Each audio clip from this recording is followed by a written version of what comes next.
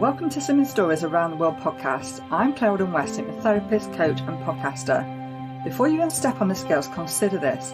Weight loss is 99% mindset. So why is it our first focus is on the scales and dealing with our physical weight, when it's the emotional weight we carry that's needing attention? I'm here for a whole new conversation around mindset and how hypnosis can help you in your weight loss journey. You will hear guests sharing their experiences that brought them to the point of change, sharing their slimming stories. See full transformational hypnotherapy sessions. You can find me over on YouTube on my new channel, Claire West. If you'd like to support me on this new venture, I'll be so grateful. Simply click on the link in my show notes. So let's get started. Emma Isaacs has 21 years of industry experience as a creative success strategist, a master mindset coach, creative success techniques practitioner, and Emma has studied manifestation and the power of the subconscious mind for over 17 years. This intensive group masterclass is for purposeful, soulful creatives who are ready to shift into abundance. This is 30 days filled to the brim with money mindset modules with 7-figure experts, creative coaching, ancient worldwide practices from guest experts, shamanic healers, tapping meditation, breath work with a Reiki master, daily prompts. The list really does go on. So are you feeling like you're spinning too many plates in your business again, feeling overwhelmed, scrappy? You haven't come this far and worked this hard to feel like this. You deserve to make a living doing what you love, to wake up each day feeling fully aligned with your true inner purpose and to finally get paid to be unapologetically you. So come and join Emma. The links are in the show notes. Enjoy. Welcome back to another episode of Slimming Stories Around the World. I'm your host, Claire West. I know it's been a little bit hit and miss, so if you've come back to listen again, if you're a subscriber, then I'm so grateful that you're here and that you're listening.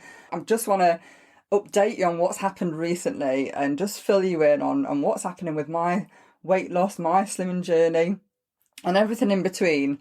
So I decided to take the plunge and to start a Slimming Stories YouTube channel, which, it's something that I've thought about. Some of my friends have a YouTube channel. Some of my entrepreneur friends have spoken about it in the past. But I think the great thing about having a podcast is you can hide, can't you? You're behind that camera. You don't have to worry about, having to edit and all of those things. You can edit things out. But when you're on YouTube, it's a totally different ball game. It's been an eye-opener, and but the thing is, and this is what I wanted to talk to you about today, is that it keeps me accountable. It really does keep me accountable. And I think I felt a little bit out of love with Instagram and Facebook and all those algorithms that just, when you are posting and everything changes, it just drives you crazy. And I've not been on Instagram a lot, and I thought, let's try this, let's give this a go, and let's see if this is something that will give me that buzz just to keep myself accountable. And for anybody that's new, listen to this podcast today, I just want to give you a bit of an update. So I'm Claire West, I'm a hypnotherapist, coach, podcaster, and my weight loss journey changed dramatically last November after receiving some really intensive work within hypnosis, within hypnotherapy, and those cravings for chocolate, sweets, all that sweet stuff have just gone. So an update for anybody that's listened to my journey: I'm still not eating chocolate, I'm still not eating sweets, I'm still not eating cake. I've not eaten anything like that right from November of 2021. I've gone through Christmas, birthdays, countless birthdays, celebrations, Easter, you name it, I've not done it. I've even managed an all-inclusive in Lanzarote, and I've still not eaten that food, not because I'm being good, not because I'm being really on plan, but simply because within hypnosis, that story around that sweet food has been changed up. So for me, it's just the same as, I don't know, if you drink tea or coffee, maybe you have a sugar in there or two, or a sweetener, whatever that thing is. Imagine having that same cup but putting like 100 sugars in it. You just wouldn't want to drink it, would you? And that's how it feels to me. That's the easiest way to describe it. So having had this massive change, having had this massive offload of these emotions right back in November, of all those things that were unprocessed, those unprocessed feelings, and having had that release, it's just been amazing. It's just been incredible. And I know I've spoken about this in the past, but I'm going to continue to speak about it because it's been incredible. And it's still just remarkable to me that I can walk into the kitchen and I can resist that sweet food. I've got no cravings, and I'm also able to help people now. And I help people on a daily basis. I've got a lady this evening that I'm going to be helping over Zoom, just get rid of those cravings so that, she can walk into the kitchen and resist that food. So for me, going on YouTube and having this for accountability, picking up that healthy plate again, I'm not eating the sugar. How does my plate look? How does my plate look every day? And it's easy to reach for foods that may not be, fantastic in terms of like nutrition, and just being really, really quick, not planning my food out, not prepping and things like that have gone to the wayside a little bit. But I have lost a bit of weight, and I am starting to get back into exercise, starting to get running again. So I feel that now, like the cogs are turning, that wheel of change. Oh, that was my mic just slid down the pole. The wheel of change is happening, and I want to really commit to it. So that's why I went onto YouTube, and that's why I thought, if I do this, face to camera, there's no hiding. It's going to be really strong accountability. And one of the things that I talk about on the channel is that in the past, and I'm sure you've all experienced this, whether you've gone to, I don't know if they do it at Weight Watchers or not, I'm not sure if they do, but within my group, when we sit at Slimming World, and then when they ask you about your weight loss, and maybe that, you've put a pound on, or 2 pound on, or even half a pound, my consultant will ask the question, do you know where that's come from? Do you know what's happened? Tell me about that weight gain. And one thing that I'm not going to do on here or on the channel or on social media is give an explanation about if I've put off pound on, or a pound on, or 2 pound on, because you need to be eating a massive chunk of food, in excess of, I believe it's something like 2,800 calories a week to be able to put a pound on. So if I know that I've been on plan, and if I'm not lying to myself, if I'm not going to groups saying, I've no idea why I've put that on, and then I've had like a massive curry, or I've eaten out 3 times and had big portions of food that maybe hasn't been on plan. As long as I'm not lying to myself, as long as I know that I've written things down, I've been mindful, and if I have put off pound on, or a pound, or even, like 2 pound, I'm not going to beat myself over the head about it. I'm not going to even analyse it. If it happened consistently, and if that's something that, happened consistently week after week, then yes, of course, I would speak to my consultant. I would, try and figure out what I need to do going forward. But quite often in the past, when I have put weight on, when I'm in group, it's just been like a one-off, maybe like a once in a month thing, or maybe I've like retained water. There's so many reasons why we may not get that success that we feel that we deserve when we step on the scales. And our bodies aren't robots. We're not robots. And this is something that I talk about on my YouTube channel. So I've done two recordings now. That's up on YouTube. So if you just look for Slimming Stories, I'll pop the link. I'll pop the link within the show notes. And the idea was, if I had a YouTube channel, I can record it, and then I can take that audio and I can just use that as a podcast. And I thought that'd be great, because then I can keep in contact with my podcast audience, and it would be something quite quick to do. I'm not having to arrange for the guest speakers, and it's something quite easy for me. And if anybody's on a weight loss journey, then they'll find it inspiring, and they'll get it. They can hear somebody talking about their real journey. And then I've literally just switched my computer on to get this done, because I'm looking after my dad later on this morning, and I can't find the audio. So that plan went to the wayside. But I feel that I'm in a good place to show up on YouTube. I think, this time last year, not a chance, would not have happened. The confidence, the relief of not having to like go out with your family and feel like you're having to work really hard at like resisting that dessert because you want to eat a nice meal, but you also want to save the sins for your dessert and then planning and then all of that. It is gone because I'm not wanting that dessert. So today I'm going to go to the bakery and I live in a village, and the local bakers do these ice bun with cream in. And if anybody's listened to me in the past talk about the ice buns that I used to have when I used to walk to school, my mum only found out about that this year. I used to take the 10p and I used to get 2 ice fingers, walk to school with it, and have one in the morning on the way to school, and then have one at break.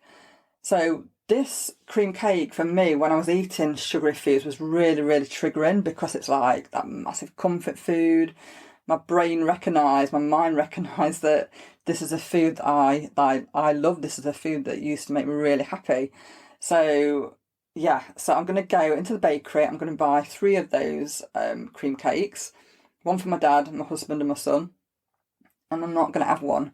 Not because I feel that, I need to be good, simply because I don't want it. And I bought the same cream cake at the weekend, and my husband had this cream cake. Now I can eat cream because cream has got no sugar in it. If you eat cream on its own, it's full fat. However, I don't crave cream. I don't think, oh God, I need to go and get a pot of cream like I would have done a chocolate bar.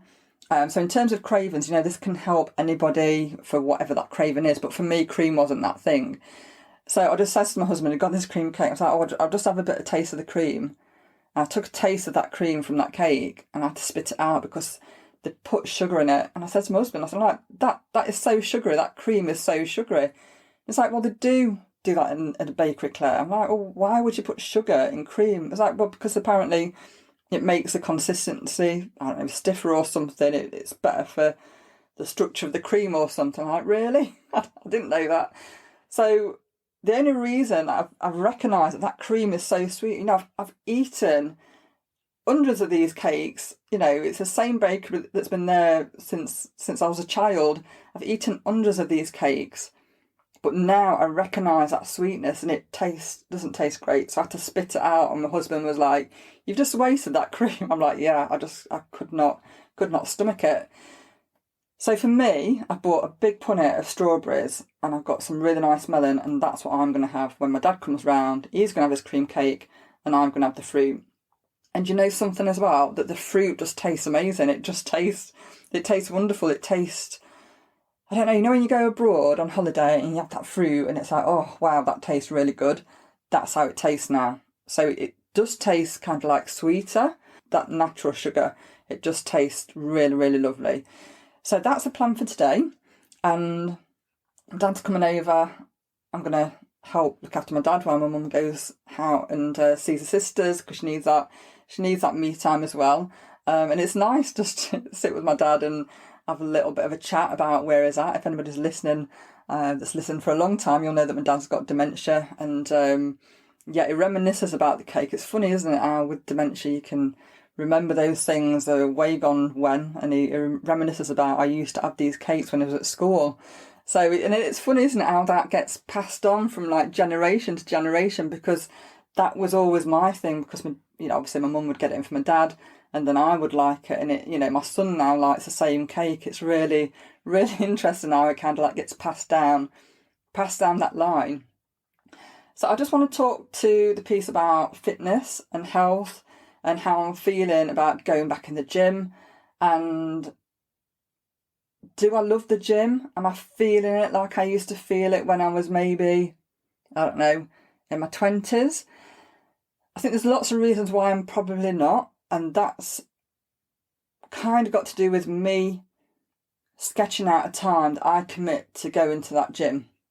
And that's because often clients will message me saying, can I have this time?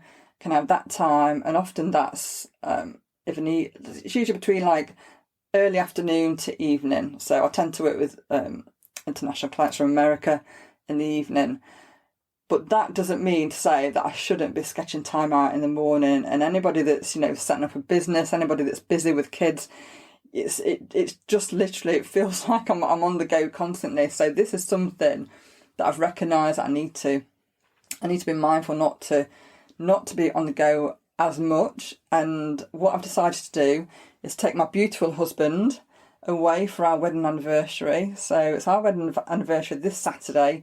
So I'm taking him to Spain for 3 nights just to relax, just to come off social media, just to breathe, and swim. And it's wonderful knowing that I can go abroad and I'm not going to be worried about that intensity of about that food, that sweetness, and I've got all those great intentions of sticking to plan, because I can't see where I could potentially fail and stuff my face with X amount of foods, because I like white bread, I enjoy it, but it's not something that I like crave or anything. I can choose to have it or I can choose not to have it. We've talked about that choice power when we are at Slimming World. I feel like I can have choice power now because I'm not obsessing about that sugary food that I once craved. And it just feels amazing. I'm so looking forward just to going away, going swimming. It's just going to be a wonderful time just to reconnect with my husband. It's been a busy time, and I have got recordings that I've still got to edit. So I've had guests on, I've recorded those, and I will be doing those. And I know I've said this in the past, but I really will be doing that.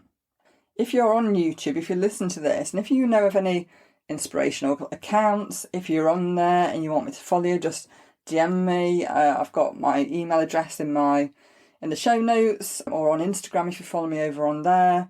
And I will come and follow you back, and just it's just another way to connect, isn't it? And I think that the great thing about having a podcast is that if you subscribe, you're going to hear this. When I show up on Instagram, depending on the god of the algorithm, will depend on if you hear this message or not. And that's the thing. The great thing about YouTube and the podcast is it doesn't depend on algorithm as much, does it, as with Instagram and Facebook. And I know that a lot of my friends in the US are coming off Instagram and Facebook altogether just because of the algorithm and how they chop and change it as they like, which can really frustrate you when you're trying to get your message out there, but you're depending on different. I don't know. It feels like you're having to jump to somebody's tune all the time. It's like, well, if you do this, then you'll get heard, and then change it like the following month, and it just drives me crackers, to be honest. It just drives me bonkers.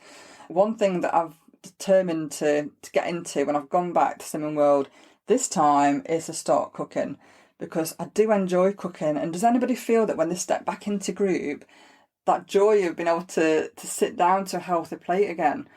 And you know what, this morning I got out of bed and I just got out of bed and I felt really awake. I didn't feel groggy. And I think when you start to eat a healthier plate, when you're having those great vegetables, those great fruits and everything, when you're drinking that water, and that's something that I'll talk about, and I'll show you my bottle that I bought as well on my YouTube. When you're drinking that water, when you're hydrated and eating those good foods, you do feel better. And I feel so much better, so much healthier in my body. Have a great week ahead. Let me know how you've been. Let me know what's inspiring you. Let me know which plan you follow if you are on Slimming World. I believe that most of the people that listen to the podcast are, but I know we've got people that listen in Australia and America and all the 50 odd countries now. I've lost count of how many countries, but generally it's America, UK and Australia. So whatever plan you follow, let me know how you're going. Let me know what foods you're really enjoying. I've started to experiment a bit more with the foods and with the spices that I'm cooking.